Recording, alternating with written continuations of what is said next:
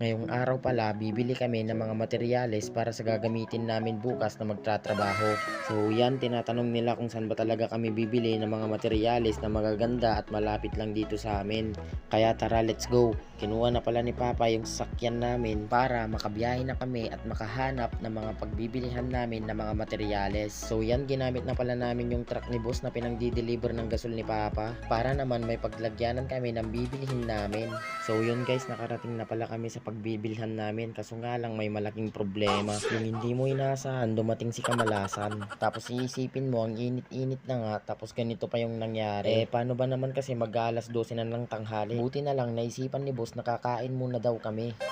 So yun guys, inaantay na pala namin yung kakainin namin. At itong kasama ko mukhang gutom na rin. Wow At kinuha naman! niya yung palabok para kainin.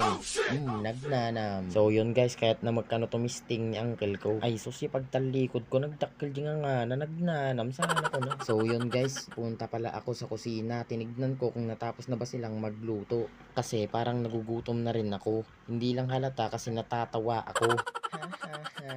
So yun guys, natapos na pala silang magluto. Ang ulam pala namin ay bangus. At binidyohan ko na rin yung bus namin kasi sarap na sarap sa asim ng sinigang ng ulo ng bangus.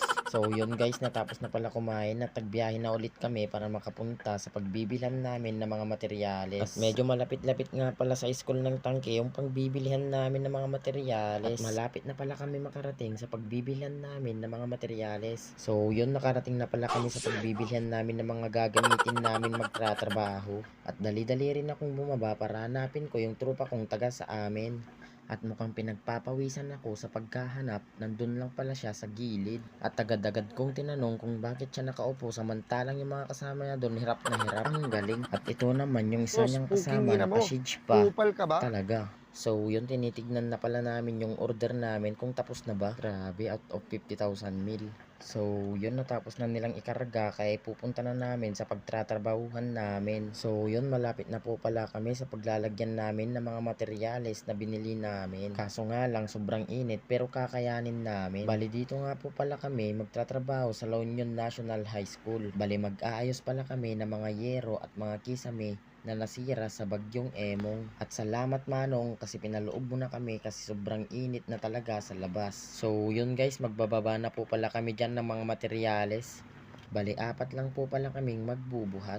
So yun, inuna na namin yung metal paring na ipupunta sa pagtatrabahuhan namin. At kasama ko pala si Uncle Nagnanam. At natatawa ako sa mga kasama ko kasi pinapasok nila yung metal paring sa butas na pintuan. So parang bukas naman yung isang pintuan dun sa kabila. At sinunod na namin yung yero at flex. So yun, yan nga po pala yung pagtatrabahuhan namin. Kita nyo naman yung mga sira, bubong at saka yung mga kisame. Kita nyo naman guys, may basa pa dyan kasi tumutulo sa taas. So yun, natapos na po pala kami at pinagpapawisan na po ako dyan. At iniintay ko na lang yung mga kasama ko dyan kasi uuwi na po kami. Bali bukas pala kami magtatrabaho kasi hapon na. So yun guys, pauwi na po pala kami dyan. At sana suportahan nyo itong video ko na to. Thank you for watching, maraming salamat po. Peace out.